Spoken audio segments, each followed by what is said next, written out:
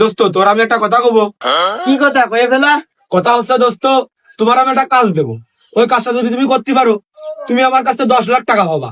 নগদে 10 লাখ। আর যদি না পারো, তুমি আমার মাত্র 1,000 টাকা দিবা। পারবা? শালা কি সকালবেলা বাসি পেটে মাল খেয়েছে নাকি?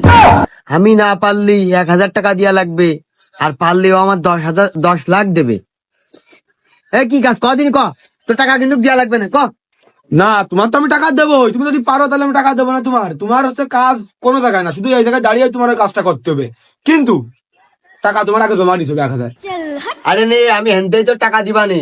আর কি কাজ সেরে ক। এই নে, আমার ফোন দরকার, ফোন দেবা নে। তুই পারলি, আমি পারলে কিন্তু তোর 10 লাখ দিয়া লাগবে না। ওই কাজ বেশি কষ্টের কাজ না, তুই দম আটকে এই জায়গায় এখন মরে দেখা।